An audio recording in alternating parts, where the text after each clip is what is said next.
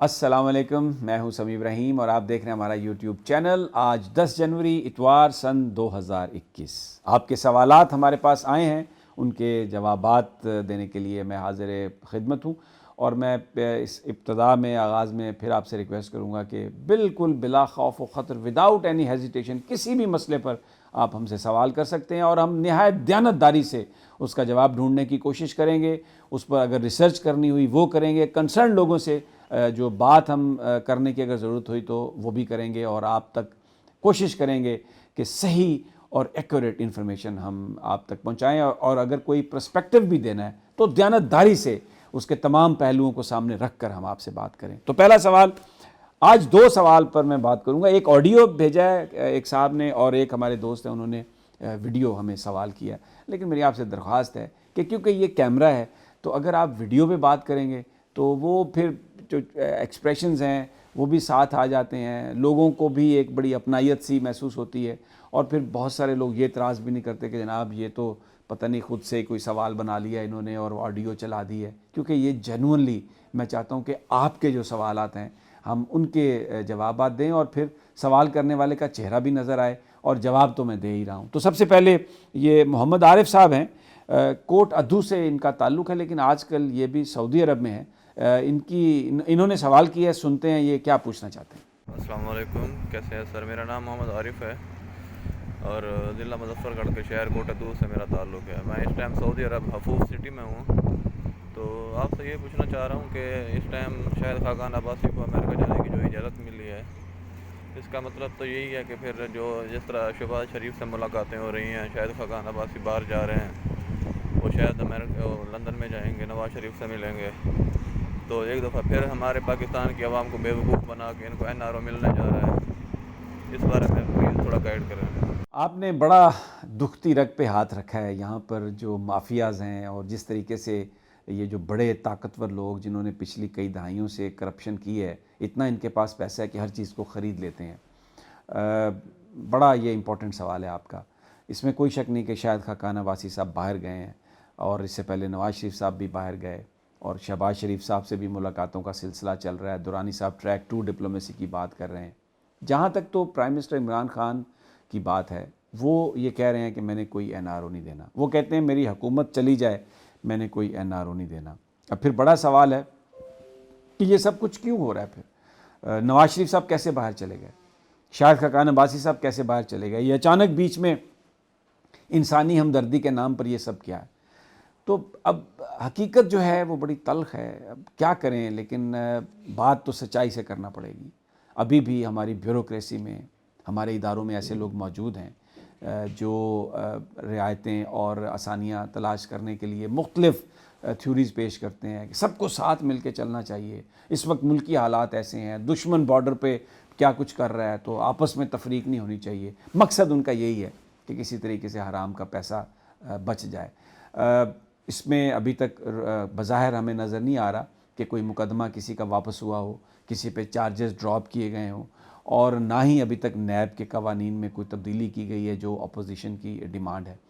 ایک اور چیز بھی چل رہی ہے اس کے ساتھ ساتھ کہ بہت سارے جو میڈیا ہاؤسز ہیں وہ اس قسم کے نظریات کو، اس قسم کے نیریٹو کو بڑھاوا دے رہے ہیں کہ جناب بس یہ تو گفتگو ہو رہی ہے اور بس اب بہت جلد سب کچھ سیٹل ہو جائے گا، اپوزیشن بھی یہی چاہ رہی ہے۔ تو ایک ماحول بھی اس طرح کا بنانے کی کوشش کی جا رہی ہے، لوگوں کے ذہنوں پر کو بھی انفلوئنس کرنے کی کوشش بھی کی جا رہی ہے۔ اٹس اے مکس آف ایوری تھنگ۔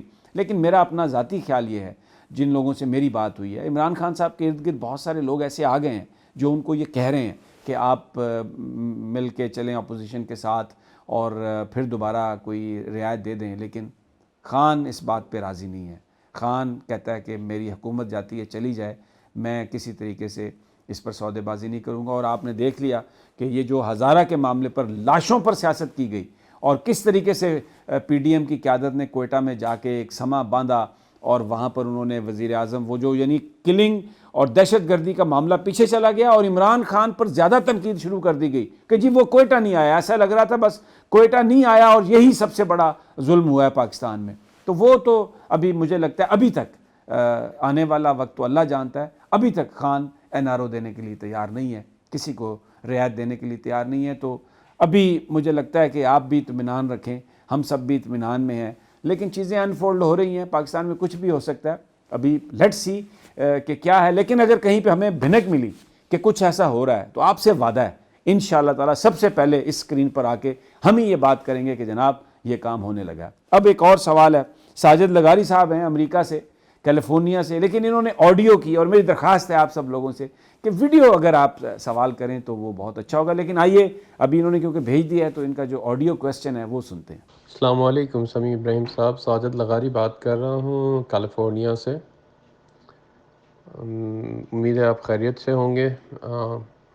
مجھے آپ سے یہ پوچھنا تھا کہ حالات کس طرف جاتے ہوئے نظر آ رہے ہیں.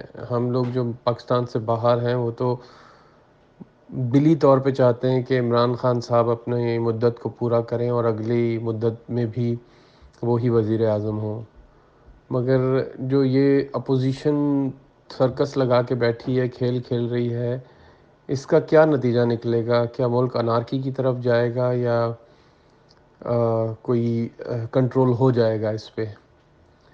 آپ دعاؤں میں یاد رکھیے گا اور جواب ضرور دیجیے گا. اللہ تعالیٰ آپ کو خوش رکھے.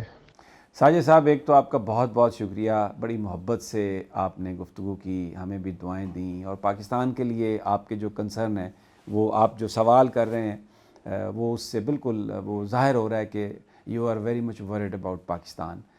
اب جہاں تک اپوزیشن کی بات ہے تو ان کی کیمپین کی بات ہے تو آپ اس کا خود اندازہ لگا لیں کہ آج سے 2-3 مہینے پہلے جب پی ڈی ایم بنایا گیا تھا تو کہا گیا تھا کہ دسمبر میں یہ گورنمنٹ ختم ہو جائے گی، دسمبر سے پہلے ہم استعفے دے دیں گے، لانگ مارچ ہوگا، ہم جیت چکے ہیں، بس اناؤنس ہونا باقی ہے. لیکن اب صورتحال یہ ہے کہ جلسوں میں لوگ نہیں آتے.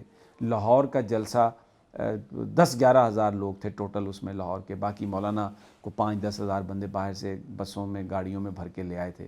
تو عوامی سطح پر جو پی ڈی ایم اپوزیشن جو کرنا چاہ رہی تھی کہ ایک بڑی کیمپین، احتجاجی جلسے جلوس، اس میں ناکامی ہوئی ہے. اور اس کی بڑی وجہ یہ ہے کہ پاکستان کے عوام نے پاکستان کی فوج، پاکستان کی عدلیہ کے خلاف جو وہ بات کر رہے تھے اس کو ریجیکٹ کر دیا. پھر یہ بات کر رہے تھے استعفوں کی اور کہہ رہے تھے کہ سینٹ کا الیکشن نہیں ہونے دیں گے. تو اب حالت یہ ہے کہ ضمنی انتخابات میں بھی جا رہے ہیں اور یہ سینٹ کا انتخاب بھی لڑیں گے، اور استعفوں کی بات جو ہے وہ قصہ پارینہ بن چکی ہے. اور جن لوگوں کے استعفے اسپیکر کے پاس چلے گئے تھے وہ وہاں پر لڑتے مرتے رہے کہ جناب یہ تو ہمارے ساتھ فراڈ ہو گیا، ہم نے تو استعفیٰ دیا ہی نہیں.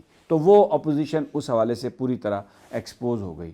اب جہاں تک لانگ مارچ کی بات ہے تو پہلے جنوری کہتے تھے، پہلے دسمبر کہتے تھے، اب کہتے ہیں موسم بڑا وہ ہے تو 31 جنوری کو ہم پھر فیصلہ کریں گے میٹنگ کر کے کہ کیا ہم نے اس میں کوئی لانگ مارچ کرنا ہے کہ نہیں، اگر کیا بھی تو شاید مارچ، فیبروری، اپریل.